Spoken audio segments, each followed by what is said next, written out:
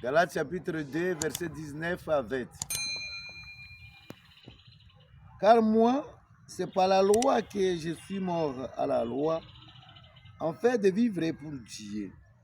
Avec le Christ, je suis un crucifié. Je vis, mais ce n'est plus moi. C'est Christ qui vit en moi. Car ma vie présente dans la chair, je la vue dans la foi au Fils de Dieu qui m'a aimé et s'est livré pour moi. Merci par le Seigneur. Nous rendons grâce à Dieu. Mes frères et sœurs, aujourd'hui, nous voyons la prédication de Paul. Elle était de prêcher. Les frères Paul étaient de prier, de dire pour les Galates, la loi, car moi, c'est par la loi que je suis mort. C'est-à-dire la loi n'a pas de pouvoir encore sur la vie de Paul. Paul a abandonné la vie des lois parce qu'il y avait trop de lois au niveau, c'est-à-dire l'Ancien Testament parlait de 625 lois. Alors, il dit clairement qu'il n'est plus derrière toutes ces lois-là. Il a laissé ça, mais il vit par la grâce maintenant. Parce que Jésus l'a libéré de tous ces désordres-là. Alors c'est ça ce que Paul voulait nous dire aujourd'hui.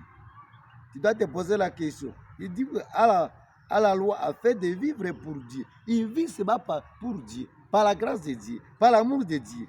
Il a compris que la loi les terrassait. La loi, on peut se poser la question aussi. Il y a quelle loi jusqu'à aujourd'hui tu étais dessus jusqu'à présent? Toi qui te dises chrétien. Jusqu'à là, tu suis quelle loi? Loi de ta famille? Est-ce que tu suis Jésus-Christ? Mais tu suis la loi. La loi est là pour nous tuer. La loi est là pour nous mettre hors de la vérité. Pour cette raison, Paul a dit, moi avec loi, ça a pris fait. Parce que Jésus-Christ m'a sauvé de toutes ces malédictions. Alors, il dit maintenant, je vis, mais ce n'est plus moi. Il a compris maintenant avec la grâce, avec la puissance. Jésus-Christ à lui, ce n'est pas lui maintenant qui vit, mais c'est le Christ qui vit à lui. Je peux te poser la question, est-ce que c'est toi qui vis ou bien c'est le Christ qui vit à toi? Alors si c'est toi qui vis, c'est-à-dire que Jésus n'est pas encore écarté à toi, laissez Jésus-Christ s'écarter à toi pour que lui-même, qu'il dirige ta vie, lui-même fait ce qu'il veut de toi, c'est ce qui est très important. Cette grâce que nous allons demander, c'est le Christ qui vit à moi. Car ma vie présente dans la chair, je la vis dans la foi. C'est-à-dire maintenant, il est en train de vivre selon la foi. Il faut que nous puissions vivre par la foi. Les chrétiens, les caractères des chrétiens, c'était la foi. Ils croient à la puissance, ils croient à la résurrection. C'est ça ce que nous devons demander. La grâce de la foi, une foi extraordinaire. La foi, là, c'est on parle des charismes de la foi. Que le Saint-Esprit, que la force de l'Esprit Saint me donne cette capacité et cette foi pour que ce ne soit pas moi qui vis, mais ce soit le Christ qui vit. Lorsque le Christ vit, les péchés doivent fuir, les mal doivent fuir, les désordres doivent fuir. C'est la grâce qui sera toujours avec moi.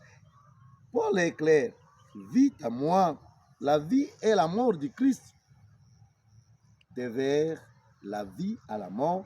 Mais Paul a un sens très profond. Il est très profondément dans la vie spirituelle. Dès que Paul a crié à Jésus, c'est une rencontre personnelle.